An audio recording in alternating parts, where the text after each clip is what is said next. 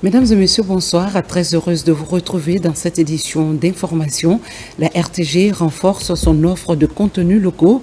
Un partenariat a été signé entre sa direction générale et la maison de production Visouri. Cet accord annonce dans les prochains jours la diffusion sur les antennes nationales d'une nouvelle série locale intitulée Influenceuse. On en sait un peu plus dans ce reportage de Moussa Bangoura. Aïssa, tu as vu elle a trompé moi. Bientôt, cette nouvelle série sur les antennes de la télévision nationale. Avant la diffusion de cette série, producteurs, acteurs impliqués, direction générale et responsables des services des programmes harmonisent les idées pour donner le meilleur contenu au programme des téléspectateurs. Cette signature de contrat de collaboration entre la direction générale de la RTG et Visouri Production en est un exemple. Ça vient enrichir le programme, mais l'autre chose aussi, c'est que ça vient montrer une production locale. Parce que nous avons l'habitude de consommer chez les autres, on connaît le nom des autres séries à l'étranger, pourquoi ne pas connaître les noms des séries qui se font en Guinée? C'est le début d'un partenariat fécond avec la maison de production Visouri. La série qui va être diffusée est intitulée Influenceuse avec 20 épisodes. Signer ce premier contrat de collaboration, c'est pour encore une fois réaffirmer notre engagement à apporter du contenu de qualité, de la production de séries de qualité qui n'a rien à envier à toutes ces productions que notre public guinéen regarde à l'étranger. C'est une journée historique pour l'industrie cinématographique guinéenne. On est fiers de travailler, de les mettre en relation avec la RTG, la maison mère, et je sais que la maison mère ne sera pas déçue et la population guinéenne ne sera pas déçue. Donc aujourd'hui, les acteurs peuvent contacter cette maison de production pour vraiment faire carrière avec eux, pour développer leurs rêves. Le but est d'enrichir les programmes de la RTG en vue de répondre efficacement aux exigences des téléspectateurs, mais aussi offrir de la visibilité aux productions locales. D'autres œuvres cinématographiques sont attendues les mois à venir. Et puis produire des annuaires statistiques fiables pour mieux piloter le système éducatif. À Kindia, des cadres des structures déconcentrées et centrales sont en formation pour renforcer leurs compétences en collecte, traitement et analyse des données statistiques au programme maîtrise des outils, calcul des indicateurs et amélioration de la qualité des données, une initiative du ministère en charge de l'éducation mise en œuvre par le Bureau stratégique et du développement pour soutenir les performances du secteur. Abdul Aziz Baldé, reportage. Au ministère de l'Éducation nationale, l'on s'achemine vers la production des annuaires statistiques. Des annuaires qui vont aboutir à l'amélioration de la qualité, la fiabilité et l'exploitation des données éducatives. Dans la ville de Zagrim, une centaine de cadres des structures déconcentrées et centrales se familiarisent avec l'exploration des données et le calcul des indicateurs. Lorsqu'on n'a pas de données fiables, on ne peut pas se projeter, notamment par exemple le nombre d'écoles à construire dans le temps. On ne peut pas avoir la maîtrise de l'effectif des élèves.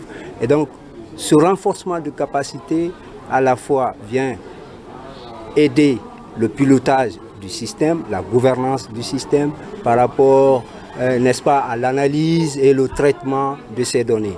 Au retour à la base, nous allons non seulement faire un suivi régulier par rapport à ce que nous avons l'habitude de faire, mais aussi outiller ceux-là qui sont loin de Kindia aujourd'hui. Pendant près d'une semaine de formation, les participants seront outillés en technique d'enquête et en maîtrise des logiciels statistiques. L'initiative est portée par le Bureau de stratégie de développement du MENA afin de dynamiser la planification du département pour une meilleure prise de décision pour les 5 prochaines années. La production statistique est la clé de voûte pour l'élaboration des politiques publiques sérieuses. Aujourd'hui, nous avons 2 départements qui font un seul département. D'où l'importance vraiment d'aller vers des données statistiques qui soient fiables. Mais au-delà de ça, ce sont ces données statistiques aussi qui nous permettent de faire des projections pour les 5 prochaines années. Je serai capable de de faire la collecte du premier village de Sigiri jusqu'au dernier pour avoir vraiment les résultats attendus. Cette session à Kindia a pour but de renforcer les capacités des cadres et maîtriser les outils de collecte afin de favoriser l'atteinte des résultats des programmes décennal de l'éducation PRODEG d'ici 2030. Rendre plus opérationnel et plus dynamique et efficace les acteurs impliqués dans le processus de collecte de production des années statistiques est l'une des attentes de cette retraite, ici dans la ville de Zagrim. Nous vous amenons à Concitel, dans la préfecture de Gawal. L'exploitation artisanale de l'or attire chaque jour de nombreuses personnes au prix de risques élevés. Accidents miniers et drames routiers s'y multiplient, plongeant régulièrement des familles dans le deuil. Face à cette situation préoccupante, le préfet appelle les forces de défense et de sécurité ainsi que les autorités locales à renforcer la vigilance et à mieux protéger les populations et leurs biens. Reportage Sarah Feden Diallo, Nabila Moussa Kamara. Dans la sous-préfecture de Concitel, préfecture de Gawal, la forte affluence liée à l'exploitation artisanale de l'or entraîne régulièrement des accidents, aussi bien sur les sites miniers que sur les routes. Face à ces drames à répétition, le préfet de Gawal hausse le ton. Il appelle des forces de sécurité à assumer pleinement leur mission régalienne, protéger les populations et leurs biens. Si à Concitel, on creuse l'or, on est animé, on est enthousiasmé, mais si tous les jours il y a des morts, ça c'est pas le vœu du gouvernement, c'est pas le vœu de notre haut chef, le président de la République, qui exige à veiller sur la population. C'est une instruction qui nous a été anciennement donnée et je crois que en ce qui concerne la police, nous prendrons notre responsabilité en assurant notre travail en ce qui concerne la sécurité des personnes et de leurs biens. Sur place, ce message de sensibilisation et d'appel à la responsabilité est bien accueilli par les acteurs locaux. Il y a un certain nombre de cas d'accidents qu'on signale presque à tout moment. Vous voyez.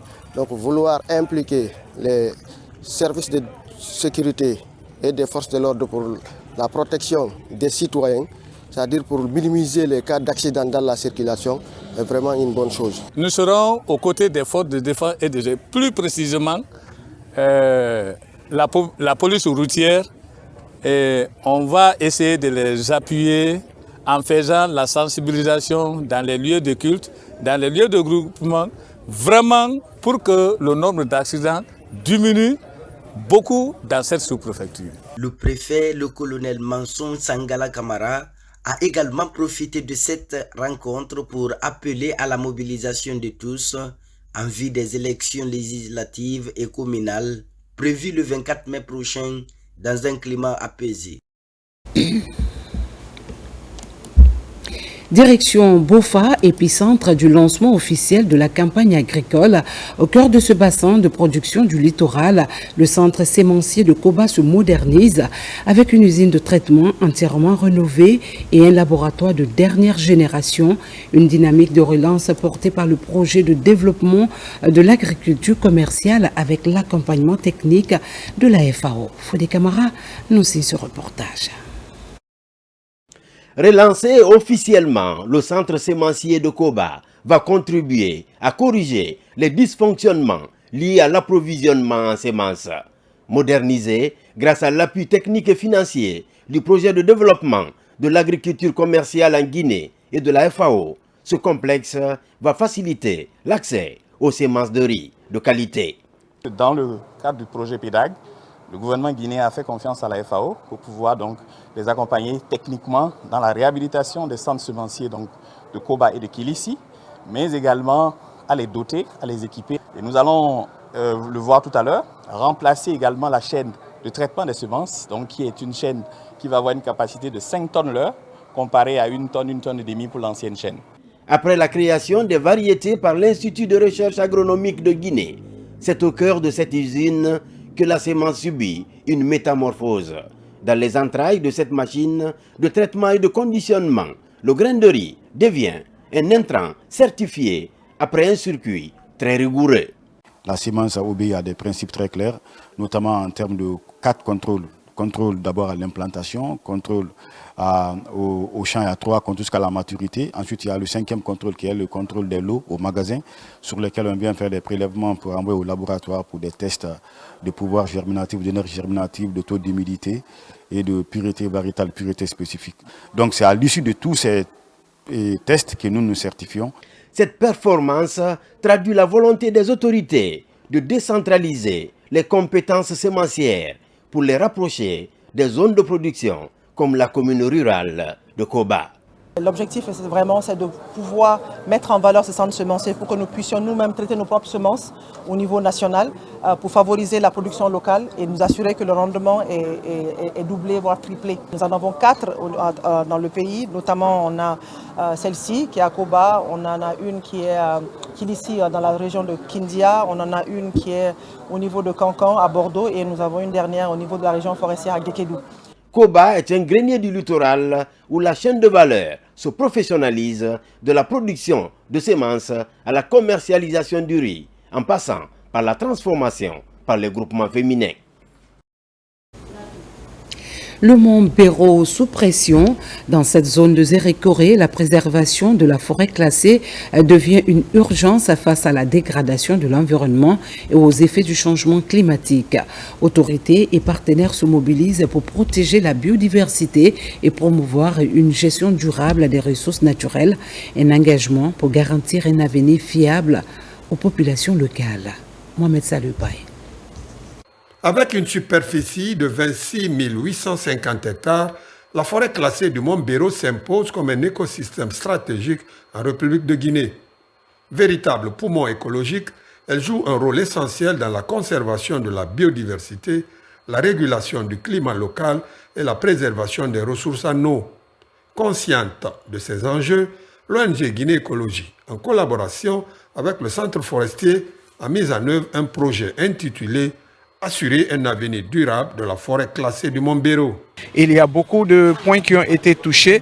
Et tous ces intervenants qui viennent de ces villages riverains, ils ont compris en quelque sorte aussi leur implication dans la gestion de cette biodiversité qui est Béro. Le projet a couvert les 25 villages riverains autour de Béro. Il y a eu des activités intenses dans certains villages, notamment le reboisement de 100 hectares, des patrouilles qui ont couvert pratiquement toutes les zones et des activités d'études qui ont permis d'avoir des évaluations sur les filières agricoles, sur les solutions de cuisson et sur l'agroécologie. C'est un projet qui vise la préservation de la forêt classée du mont Béro en région forestière. L'objectif étant d'évaluer les acquis, de partager les résultats et de définir des stratégies durables pour assurer la continuité et la pérennité des efforts engagés. Le projet étant arrivé à terme, il était question en fait de faire une évaluation de tout ce qui a été fait pour voir un peu leur impact sur la conservation de la forêt classée du mont Béro. Ce projet intitulé Assurer un avenir durable de la forêt classée du mont Béro est un engagement collectif fort qui témoigne d'une volonté commune, protéger durablement le patrimoine forestier tout en conciliant développement local et préservation de l'environnement.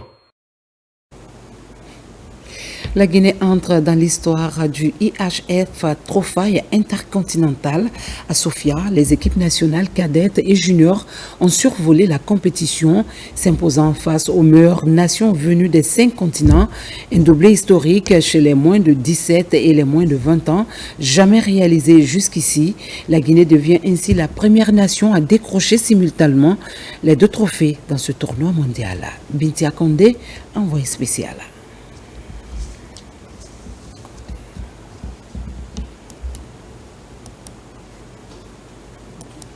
Voilà, mesdames et messieurs, c'est la fin de cette édition. Merci de l'avoir suivi. Je vous retrouve à 20h30 pour une nouvelle édition.